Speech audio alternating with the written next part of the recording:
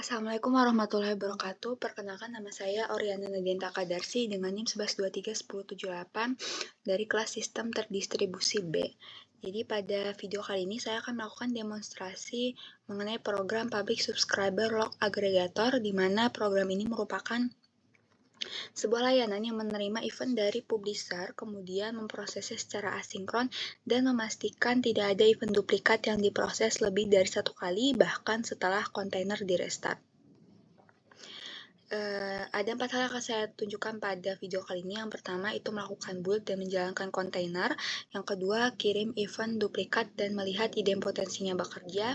Yang ketiga, mengecek endpoint stats dan events. Dan yang keempat itu melakukan restart kontainer dan membuktikan dedup store persisten. Yang pertama, saya akan melakukan build image dan menjalankan semua service menggunakan Docker Compose. Nah, di sini terlihat ya bahwa Docker itu membangun image dari Dockerfile menggunakan base image dari Python 3.11 Slim. Kemudian membuat non-root user, menginstal dependensi dari requirement.txt, lalu menyalin source code. Nah, pada saat ini kita masuk pada saat kontainer berjalan setelah proses build selesai. Nah, di dalam sini ini terdapat dua kontainer yang berjalan. Yang pertama yaitu adalah PubSub Aggregator, itu merupakan service utama yang menerima dan memproses event. Dan yang kedua adalah PubSub Publisher, yaitu simulator yang mengirimkan 5.000 event dengan 25% di antara event tersebut adalah duplikat. Kita menunggu sampai proses selesai. Nah, di sini terlihat bahwa prosesnya selesai dalam waktu 36,42 detik. Di sini terlihat bahwa dari total event 5.000 event yang dikirim itu sebanyak 1.201 event duplikat itu berhasil ditolak keseluruhan. Jadi tidak ada satupun event duplikat yang masuk ke database. Nah, selanjutnya saya akan mendemonstrasikan bagaimana mengirim event duplikat secara manual untuk melihat bagaimana potasinya bekerja. Tapi pertama saya akan menunjukkan kondisi awal statsnya terlebih dahulu. Kondisi awalnya di mana hasil dari dua kontainer yang berjalan tadi, 5.000 event dan 1.201 diantaranya itu adalah duplikat dan berhasil di drop. Nah, saya akan mengirimkan satu event baru yang sudah saya siapkan. Ini adalah eventnya dengan event ID demo 001. Nah, di sini terlihat bahwa respon 202 accepted ini langsung dikembalikan, langsung ditampilkan tanpa menunggu proses simpan ke database. Jadi ini adalah desain non-blocking untuk meningkatkan throughput. Nah, sekarang saya akan mengirimkan event yang sama, itu sebanyak 2 kali, untuk mensimulasikan at least once delivery seperti yang terjadi di sistem nyata ketika middleware mengirim ulang pesan karena tidak menerima acknowledgement. Oke, selanjutnya kita cek pada log aggregator.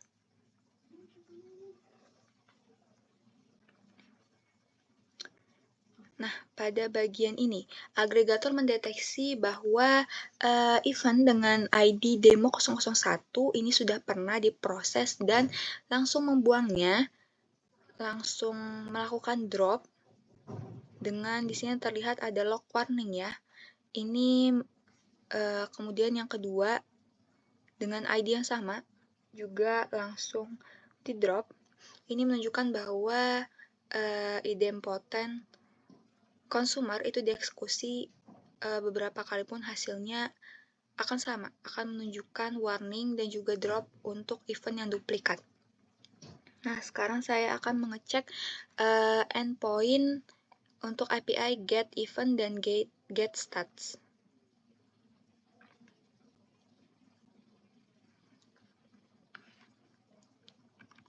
Curl ini dia. Untuk topik logs ya, kita cek. Sini dia untuk topik logs dengan event ID demo 001.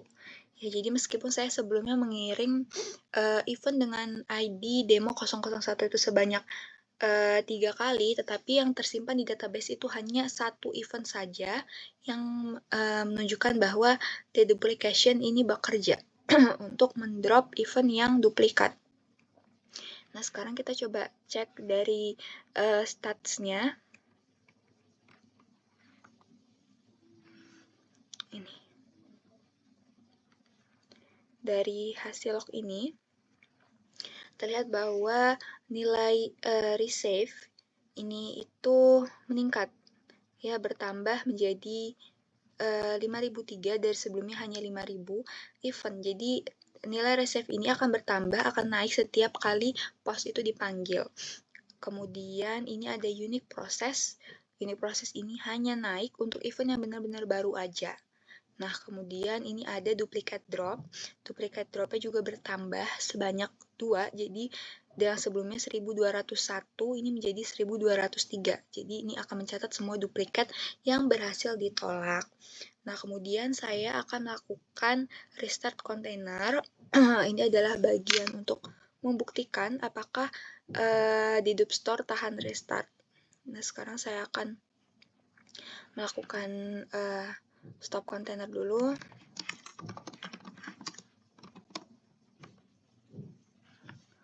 Oke.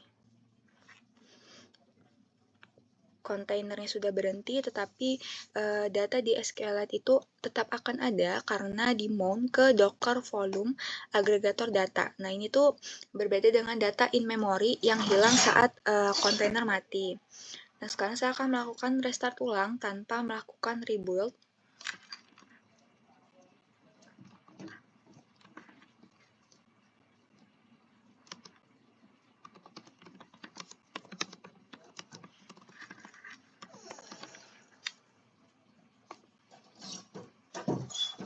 Oke, kontainer sudah start. Kita cek healthy-nya terlebih dahulu.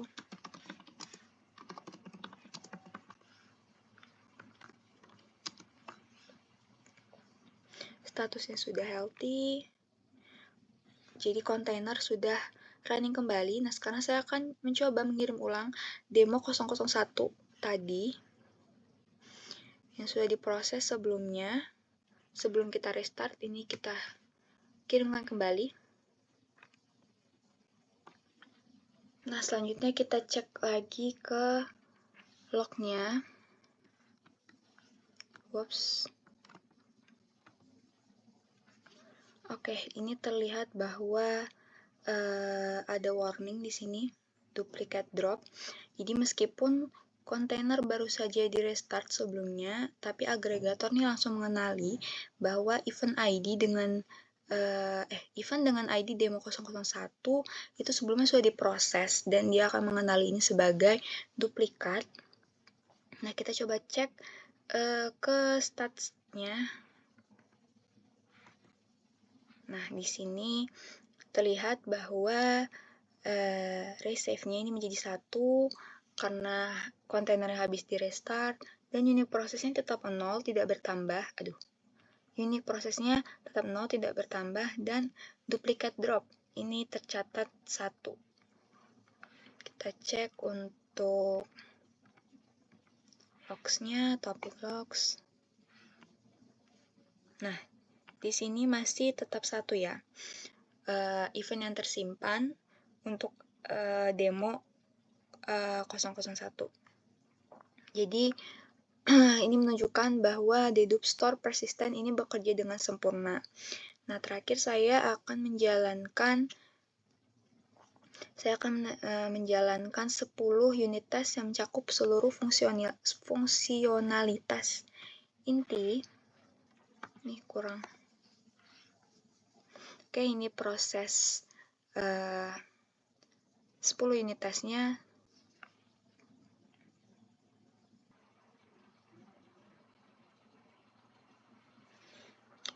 Oke, ini hasil dari test sessionnya. Terlihat bahwa dari 10 unit tes, ini statusnya pass, termasuk untuk stress test sebanyak 5.000 event, dan simulasi persistensi setelah restart. Oke, adapun ringkasan dari keputusan desain program Public Subscriber Log Aggregator ini, yang pertama, publisher mengirim via HTTP post dan mendapatkan status 202 accepted langsung tanpa blocking untuk meningkatkan throughput. Yang kedua, event masuk ke Asyncio queue dan diproses oleh background consumer pipeline sederhana tanpa broker eksternal seperti Kafka atau RabbitMQ. Yang ketiga, deduplication menggunakan insert or ignore pada primary key untuk topik dan event ID di SQLite. Yang keempat, total ordering itu tidak ditetapkan atau tidak digunakan di dalam program ini karena agregator itu adalah kolektor, bukan state machine, di mana hal ini tuh untuk menghindari overhead sinkronisasi global. Jadi di sistem ini itu menunjukkan bahwa at least once delivery dari publisher dapat diubah menjadi effectively exactly once processing melalui kombinasi idempotent consumer dan persistent dedup store. Oke, cukup sekian video demonstrasi dari saya. Kurang lebihnya mohon dimaafkan. Terima kasih.